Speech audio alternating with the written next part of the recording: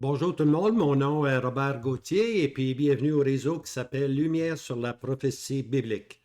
On est à étudier le petit prophète sous le nom de Michée. On est rendu au chapitre 4 et puis je dois dire que le chapitre 4 et 5 sont des chapitres merveilleux, très importants et puis j'aimerais y aller un peu plus lentement. OK? Maintenant, on se rappelle que dans le chapitre 2, c'est la condition du peuple qui était énoncée, elle était mauvaise, hein. Après ça, dans le chapitre 3, on avait les leaders ou les chefs du peuple qui étaient aussi mauvais que le peuple. D'ailleurs, c'est eux qui dirigeaient le peuple. Et puis, il y avait aussi les prophètes, hein? Les prophètes qui, eux aussi, s'étaient égarés. Ils ne voulaient pas que Michée puisse faire ses prédictions, pour ainsi dire. On trouvait que Michée n'était pas un bon prophète parce qu'il disait toujours la vérité, hein. C'est un problème, ça. Lorsque le peuple refuse de recevoir la vérité, ça va mal, ça va mal, hein? Alors, on a terminé avec le verset 12. C'est pourquoi, à cause de. C'est pourquoi, à cause. Là, je lis le dernier verset du chapitre 3. Là, c'est pourquoi, à cause de vous, Sion sera labouré comme un champ, et Jérusalem sera des monceaux de pierre, et la montagne de la maison des lieux hauts d'une forêt. Alors ici, on annonce que c'est Jérusalem qui va être labouré. Donc, on est un petit peu plus loin que les 10 tribus. Parce que là, on parle de Jérusalem. Okay? Les 10 tribus vont, au jour de Michée, les 10 tribus vont être emmenées en captivité dans le nord. Mais Michée avance toujours un petit peu plus, lui. Michée, oui, il s'en va, lui, sur Jérusalem. Puis vous allez voir, il va parler souvent de Babylone. OK? Souvent de Babylone. C'est une autre étape, là. C'est une autre étape. Quand Babylone va saisir Jérusalem, Jérusalem va devenir elle aussi l'OAMI, comme les 10 tribus vont l'être prochainement. OK? Mais on va plus loin, comme je dis, on va un peu plus loin ici. Alors, maintenant, ayant démontré la condition du peuple, la condition des leaders, la condition des prophètes, euh, il ne reste plus rien pour le prophète, sauf faire un saut prophétique qui va encourager le résidu pieux qui reste encore, tu vois. Il y a toujours un reste, hein. Dieu se garde toujours un reste, hein. Je le dis souvent dans le livre de Luc. Les Marie, les Marthe, les Zacharie, les Siméon, les Anne, c'était le résidu au jour du Seigneur. Ça va être pareil, après que l'enlèvement va avoir lieu, il va y avoir un résidu qui va se créer autour de Jérusalem, hein. On va sortir avec l'Évangile. Alors, ce que le prophète fait ici, là, c'est qu'il fait justement ce saut prophétique pour nous montrer qu'est-ce qui va arriver. Le but de cet enseignement-là, c'est de nous montrer la bénédiction qu'il veut, OK, qui va arriver au résidu, à Israël, le vrai Israël de Dieu. Maintenant, c'est important d'avoir de l'espoir. OK?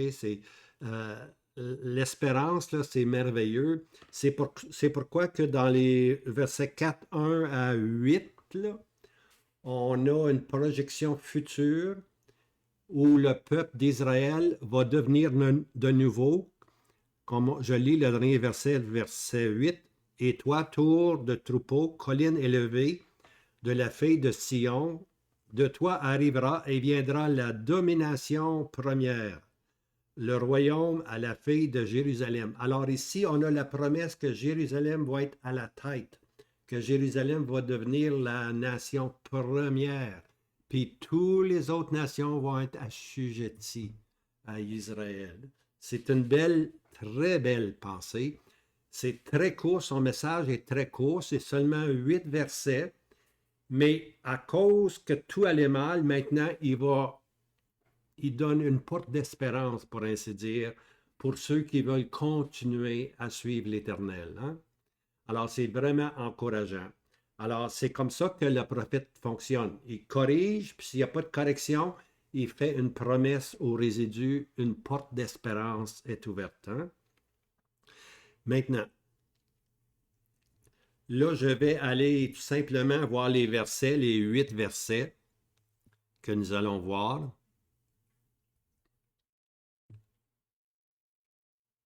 On va laisser. La fille de Sion restaurée. C'est ça qui est important maintenant. Ici, on voit Nathanaïu qui le feu autour de son turban, pour ainsi dire. Ça veut dire que les gens veulent anéantir Israël. Mais la parole de Dieu nous dit que la fille de Sion sera restaurée. Hein? Quelle que soit la condition présente d'Israël, ce n'est rien lorsque nous lisons. On va lire des beaux versets. On va lire 8 versets. OK? 8 versets qui sont dans Michée. Maintenant, Michée et puis Ésaïe sont contemporains. Vous allez voir, là, je vais écrire le verset devant vous, mais je vais aussi donner la référence dans Ésaïe. OK? La référence dans Ésaïe, parce que c'est le même passage, sauf quelques exceptions. OK? Donc, Ésaïe, qui est un grand prophète, va en dire beaucoup sur la condition d'Israël. Il va décrire c'est quoi le règne millénaire, c'est quoi le millénium. Mais Michée, lui, il est tellement compressé que lui va prendre seulement 8 versets pour tout nous expliquer. Okay? On voit que les petits prophètes puis les grands prophètes, ils marchent main dans la main lorsqu'il est question de la prophétie. Hein? Ils ne se trompent pas. OK. Maintenant, on y va. Michée 4, versets 1 à 8, puis Isaïe 2, versets 1 à 4. Ce sont les mêmes passages. Hein? Avec Michée, on a terminé au chapitre 3 que Sion sera labouré. Hein? Et puis, c'était la coutume parmi les conquérants, souvent parmi les Romains surtout, de labourer une ville. Une fois qu'elle était saisie, elle est labourée. C'est comme ça que le chapitre 3 se termine. Okay? Maintenant, je fais un saut, je regarde Ésaïe. Ésaïe dit ceci dans le chapitre 1. Il dit... mais si vous refusez et que vous soyez rebelles, vous serez consumés par l'épée, car la bouche de l'Éternel a parlé. Ça, c'est Ésaïe 1, verset 20. Hein? Alors, puis là, on va arriver maintenant au chapitre 2, versets 1 à 4. OK, je lis. Je lis Michée, mais c'est la même chose dans le chapitre 2, 1 à 4. Alors, vous pourrez regarder ça lorsque vous allez avoir un peu de temps. Et il arrivera à la fin des jours. Voyez-vous là, il arrivera à la fin des jours, le sceau prophétique là, maintenant, que la montagne de la maison de l'Éternel sera établie sur le sommet des montagnes. OK? La maison de l'Éternel, qui est le temple, hein, la maison de l'Éternel, sera établie sur le sommet des montagnes. Sur le sommet des montagnes. OK? Maintenant, si j'ai Zacharie, m'a juste donné le verset ici dans Zacharie, vous pourrez le regarder. Zacharie, un instant. On s'en vient à Zacharie au chapitre. Ah oui. Maintenant, au chapitre 14, Zacharie 14, verset 8, là, 9 et 10, là, on peut voir que Jérusalem, il arrivera en ce jour-là que des eaux vives sortiront de Jérusalem, et la moitié vers la mer orientale et la moitié vers la mer d'Occident. Et l'Éternel sera roi en ce lieu-là. OK? Puis là, on lit au verset 10 que Israël sera élevé, hein, et demeurera en son lieu. En autre mot, ce qui va arriver selon Zacharie 14, surtout les versets 8 à 11, là, c'est que tout ce qui est autour de Jérusalem va s'affaisser. Ça va descendre, puis Jérusalem va demeurer au lieu où il était. Donc, automatiquement, la maison de l'Éternel sera établie sur le sommet des montagnes. Voici comment ça va se passer. Tout va descendre autour de Jérusalem pour, je ne sais pas combien de kilomètres, là, mais tout va descendre et puis Jérusalem reste à sa place, elle. Mais à ce moment-là, elle est élevée sur le sommet des montagnes.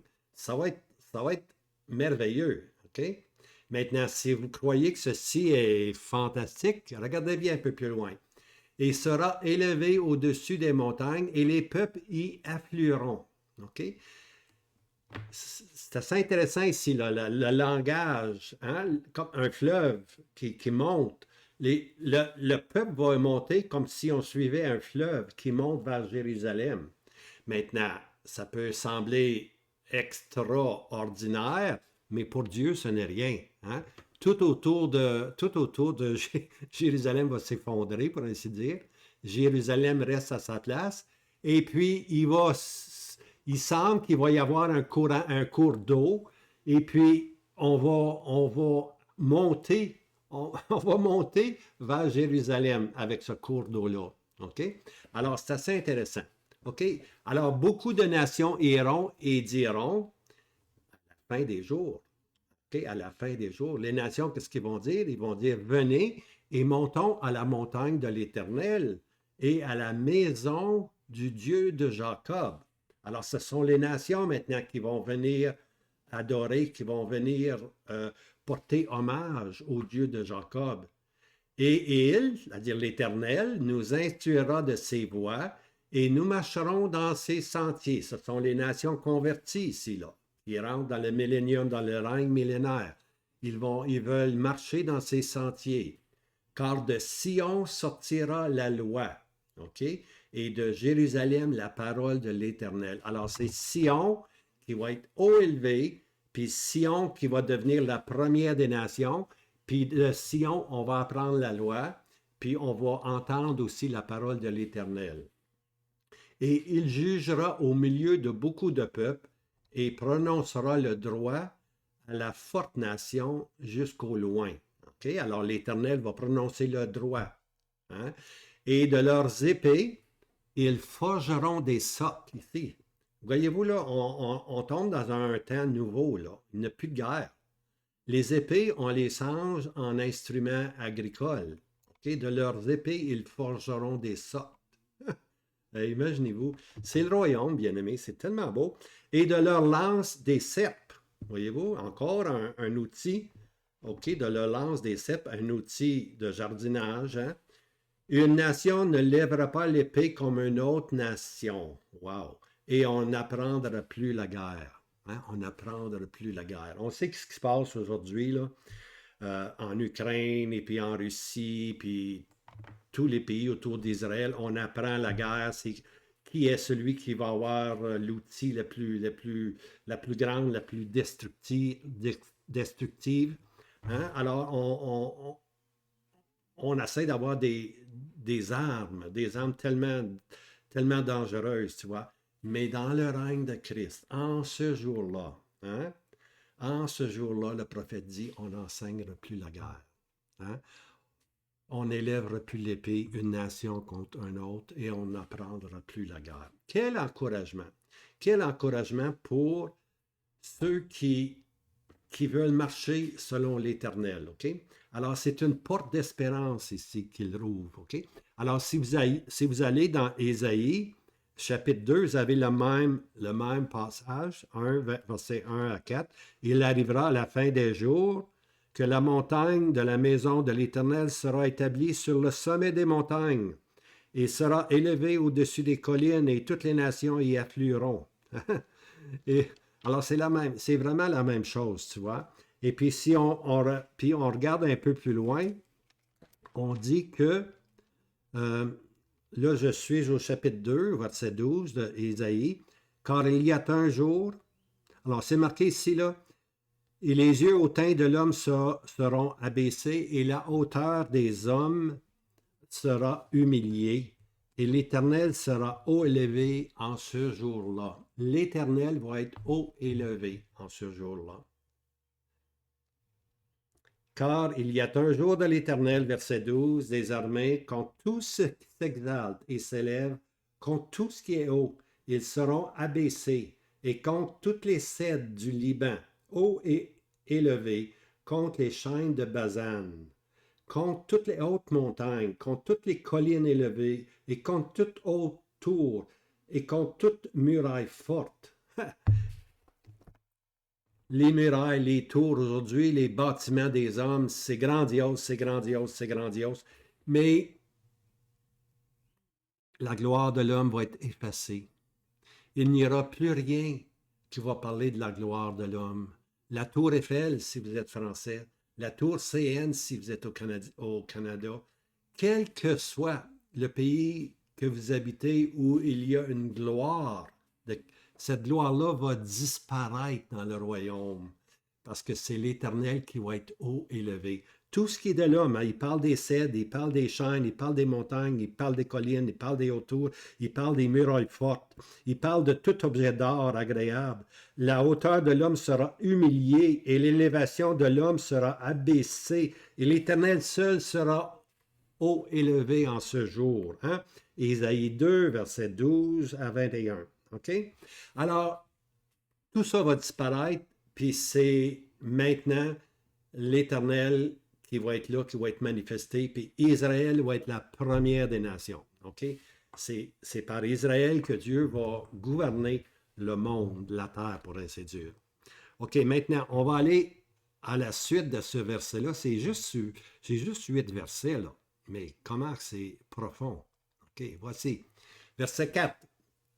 Et ils s'assiront, c'est-à-dire Sion, hein?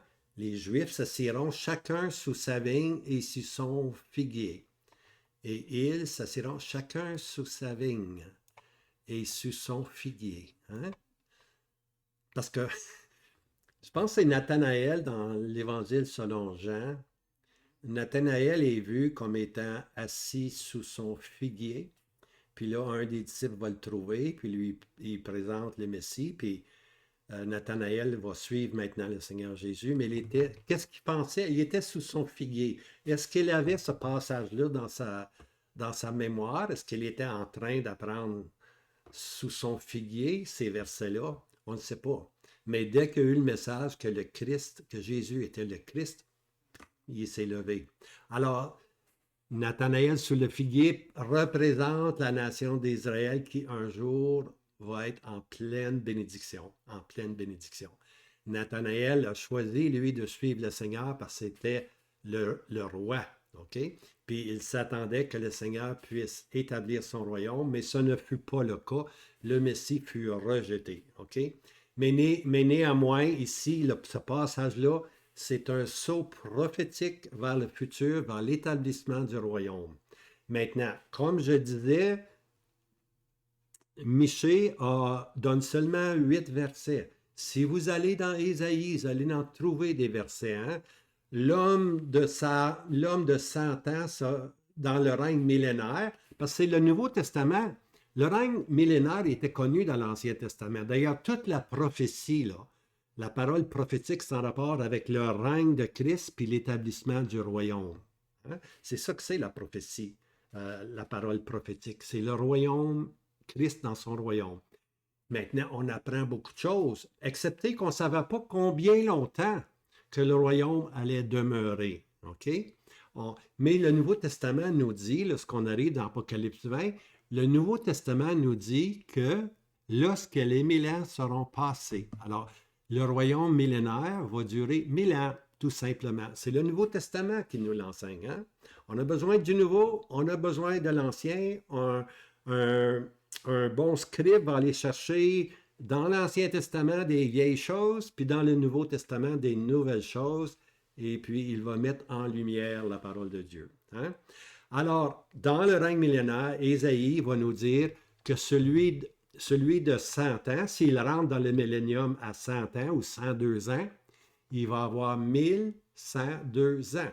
OK? S'il rentre à 80, il va avoir 1080. OK? Parce qu'ils vont vivre pendant 1000 ans. OK? Ils vont vivre pendant 1000 ans. Là. Il va y en avoir du monde, de génération en génération. OK? Maintenant, on lit aussi que le loup habitera avec l'agneau. Hein? Le loup et l'agneau seront ensemble. Tu vois? Alors, l'agneau ne sera pas mangé par le loup. Okay? Donc, le royaume, là, c'est merveilleux. Il va y avoir des changements topographiques, géographiques, même la nature. Moi, je peux vous assurer là, qu'il n'y aura pas de maringouins. Hein? C'est simple, hein? Mais ici, les maringouins sont une peste. OK? Sont une peste. Mais dans le royaume de Dieu, on n'enseignera pas la guerre, il n'y aura pas de maringouin, l'agneau va être avec le loup. Hein? Puis l'homme va vivre jusqu'à 1102 ans, 100 ans s'il est rentré à cet âge-là. OK, alors, tout ça, c'est changé, c'est vraiment changé. C'est la même terre, hein, c'est la même terre, mais elle est changée. Elle devient quasiment comme un jardin d'Éden. OK? C'est pas l'état éternel, c'est la même terre qu'on a présentement, mais changée maintenant. Hein? Parce que c'est le royaume de l'éternel. OK? Maintenant, Ésaïe nous donne beaucoup de détails, mais ici, le prophète, lui, en 8 versets, il nous donne le royaume. OK? Alors, on voit ici que chacun va être assis sur sa vigne, sur son figuier. Il n'y aura personne qui effraie, car la bouche de l'Éternel des armées a parlé. OK? Ah, la bouche de l'Éternel des armées a parlé. Est-ce que le royaume va exister? Est-ce qu'il va y avoir un royaume? La bouche de l'Éternel des armées a parlé. Quand tous les peuples, il y a des gens qui ne croient pas dans le royaume, hein, mais Ésaïe, si je ne me trompe pas, là, c'est 42, je vais juste y voir, là. Jérémie, Ésaïe, euh, 41. Ah, c'est pas 42, mais je peux vous le citer par cœur, mais il m'en est un peu plus loin. Euh, on va vous le dire par cœur, ça continue. Un roi régnera en justice. OK? Un roi régnera en justice.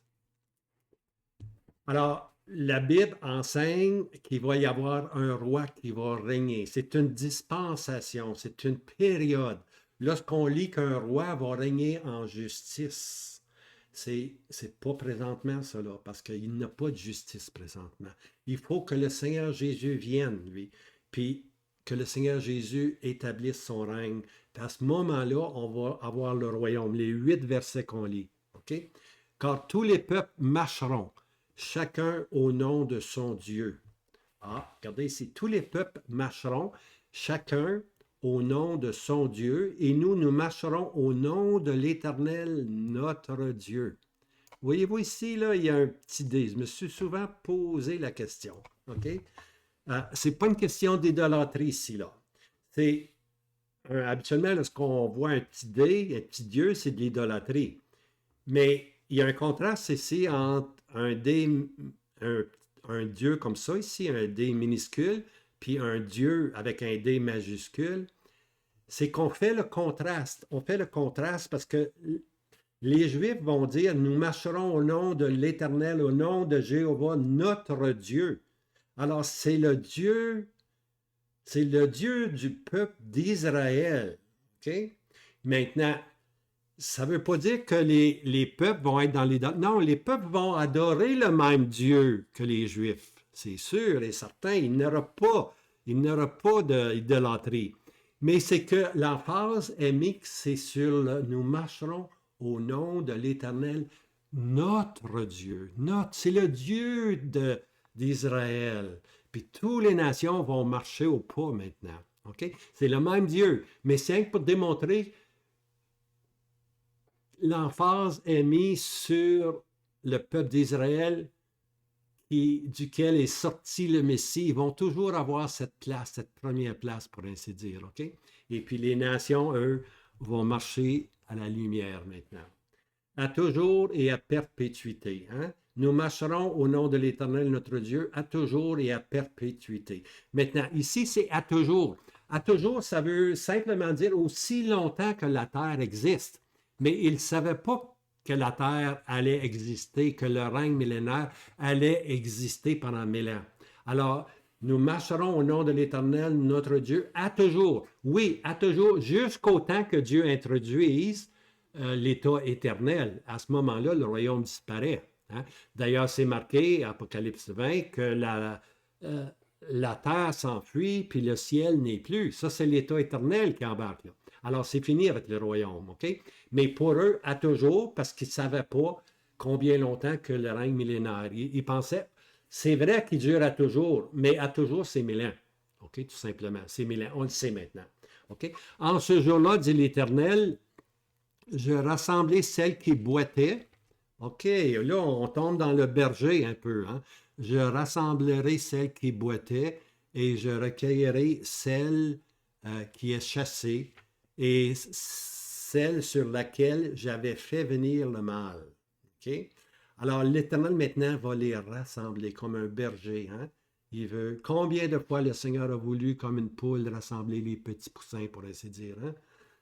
Hein? Et là, le Seigneur a toujours voulu rassembler. Mais en ce jour-là, ça va se faire. En ce jour-là, l'Éternel va rassembler celle qui est boiteuse, hein? Celle qui est chassée. Hein? Israël qui boite, hein? Qui boite, qui boite. Hein? Et puis qui est chassé, l'Oami, pas mon peuple. Hein? Israël est présentement chassé, mais à un moment donné, Israël ne sera plus chassé. Israël va être restauré. Israël va devenir ami, mon peuple. Hein? La bien-aimée. La pourchassée deviendra la bien-aimée. Ah, ça va être beau. La restaurée. OK? Sur laquelle j'avais fait venir le mal. Et verset 7. Et je ferai de celle qui boitait un reste. Alors, c'est un résidu. Et celle qui avait été repoussée au loin, une nation forte. Hein?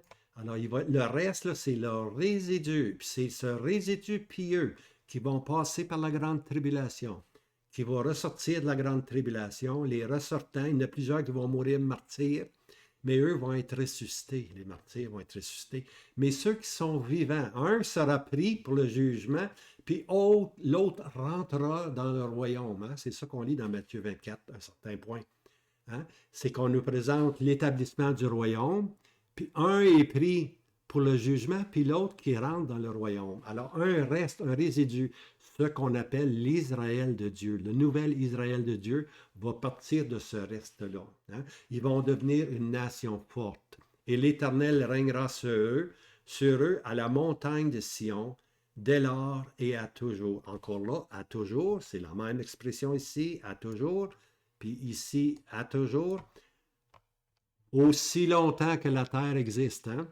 C'est-à-dire qu'il va y avoir le royaume qui va exister jusqu'au moment où Dieu va établir l'état éternel.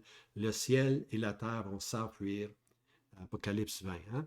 Mais ici, on sait qu'à toujours veut dire 1000 ans, parce que c'est le Nouveau Testament, Apocalypse 20 qui nous dit.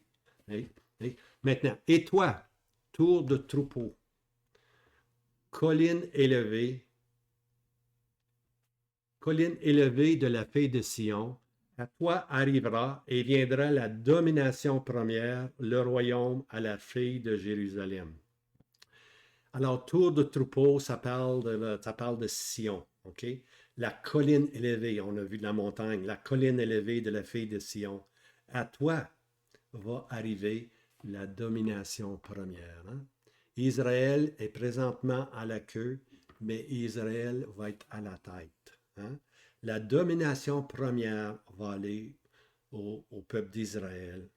Hein? 10, on lit dans Zacharie encore, que 10 des nations hein, vont vouloir toucher le pan de la robe d'un juif, tellement le juif va être honoré. Présentement, il est rejeté, il est moqué, hein? Il est bafoué, pour ainsi dire. Mais tout ça va changer lorsque la gloire reviendra. Puis lorsque la gloire reviendra, c'est le Messie qui est la gloire d'Israël.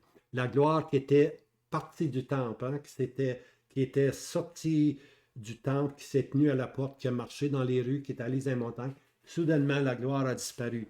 Lorsqu'on lit Ézéchiel 40 à 48, on voit que le temple est rebâti, l'Éternel rebâtit le temple.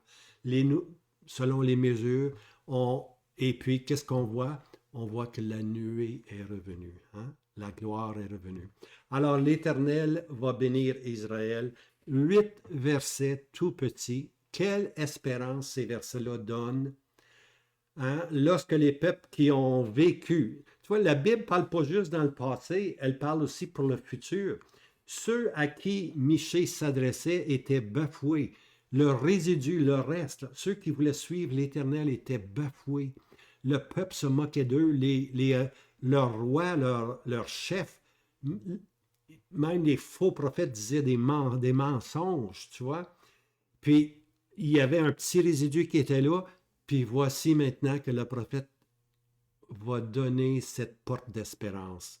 Voici ce qui va arriver. Les générations ont passé, les générations ont passé et passé et passé. Le Seigneur Jésus est venu, il a été bafoué, il a été frappé. On va lire dans Michée, on va lire que, je vais le sortir ici, dans Michée 4, là, 5. Maintenant, troupe-toi, fille de troupe, il a mis le siège contre nous. OK, c'est quand Babylone va les attaquer. Il, il a mis le siège contre nous. Quand les ennemis, ce soit l'Assyrien, il frappe le juge. Il frappe le juge d'Israël avec une verge sur la joue. Ça, bien aimé, c'est lorsque le Seigneur Jésus est venu. Voyez-vous, là, on va faire... Là, on a fini avec le verset 8, mais à partir du verset 9, là, puis le chapitre 5, on va faire des sauts prophétiques, là, un après l'autre. Mais ici, on voit que lorsque le Messie est venu, hein, il a été rejeté. Hein, il frappe le juge d'Israël avec une verge sur la joue. Puis là, un peu plus loin, il parle, et toi, Bethléem? Là, il annonce la naissance du Messie. Et toi, Bethléem? C'est tellement beau. Le juge est frappé, on pense c'est fini. Ben non. On change de sujet maintenant. On introduit ici la venue du Messie. C'est comme ça que les rois, les mages ont su que le Seigneur Jésus devait naître à Bethléem. Et toi, Bethléem, Ephrata, là je lis chapitre 5, verset 2. Bien que tu sois petite d'entre les milliers de Juda, de toi sortira pour moi celui qui doit dominer sur Israël. C'est l'annonce que le Messie allait venir, tu vois. Mais dans le verset auparavant, le Messie est frappé sur la joue. On retourne en arrière ici, OK? Alors c'est une porte d'espérance, là, ici. Ils savent qu'ils vont avoir un sauveur, OK? Alors, ça, c'était vrai pour les Juifs, le Juif pieux, là, ceux qui étaient pieux à Jérusalem. Combien ceci va être vrai lorsqu'il va y avoir la grande tribulation, hein? Ils vont réaliser toutes ces choses-là. Ils vont réaliser qu'ils ont frappé le Seigneur Jésus. Et ils vont dire, quelles sont ces marques à tes mains? Zacharie nous dit, celles que j'ai été blessé dans la maison de mes frères. Puis Dieu va leur donner les paroles. C'est Dieu qui va leur donner les paroles pour qu'ils se repentent. Hein? Dieu, l'esprit prophétique va leur dire comment ils doivent répondre à Dieu. Ils doivent avouer leur tort. Ils doivent avouer qu'ils étaient orgueilleux, qu'ils pensaient être la première des nations, alors qu'ils étaient bafoués de toutes les nations. Mais la première des nations va se réaliser lorsqu'ils vont reconnaître qu'ils ont crucifié le Messie. Présentement, ils sont ennemis de l'Évangile. Ennemis de l'Évangile, la Bible enseigne. Mais à un moment donné, il va y avoir un reste qui va être restauré. Puis ce reste-là va devenir une nation forte. Hein? Et puis cette nation forte-là va régner pendant 1000 ans, pendant le règne, pendant le royaume de Christ. Hein? Et puis, ils vont être la première des nations. Alors, quelle porte d'espérance, quel encouragement. Alors, il ne faut pas se décourager, bien-aimés, lorsqu'on voit tout ce qu'Israël passe à travers. C'est un jugement gouvernemental présentement. Dieu les a aveuglés comme le Pharaon a été aveuglé. Hein? C'est seulement après 7 reprises, après 7 miracles que Moïse a fait, que le Pharaon a été aveuglé. Et son cœur a été endurci. Eh bien, Israël, combien de fois Dieu a parlé à son peuple? Combien de fois il a élevé des prophètes? Puis dans les jours de Michée, il y en a eu plusieurs prophètes. Il y a eu des Ésaïe, des Joël. Il y en avait plusieurs prophètes ont sorti dans cette période-là. Mais le peuple n'a pas voulu rien savoir. Par conséquent, Dieu leur a donné un cœur dur, hein? Des oreilles pour qu'ils n'entendent pas, des yeux. C'est un jugement de la part de Dieu. Hein? Présentement, ce jugement-là est sur Israël. Ils sont aveuglés pour un temps, pas éternellement, pour un temps, jusqu'au moment où ils vont reconnaître en Jésus-Christ Jéhovah l'Éternel. Alors, je vous laisse avec ceci. C'est un encouragement pour nous. Mais maintenant, on s'en vient là dans la prophétie avec Michée. Vous allez voir, il y a beaucoup à cueillir. Hein? C'est pas la manne du matin, là, mais il y a beaucoup de versets qu'on peut prendre un par un, puis ça peut nous durer jusqu'au prochain sabbat, pour ainsi dire. Alors, je vous laisse avec ceci, hein, que le Seigneur vous garde, et puis la parole de Dieu, la bouche de l'Éternel a parlé. La bouche de l'Éternel a parlé. Maranatha, nous attendons pas la grande tribulation, nous attendons la bienheureuse espérance qui est le retour du Seigneur Jésus pour son assemblée. Et puis l'esprit prophétique. Et puis les poésies. Amen. Viens, Seigneur Jésus, viens. Hein? Je viens bientôt, le Seigneur répond. À bientôt. Je vous laisse. Hein?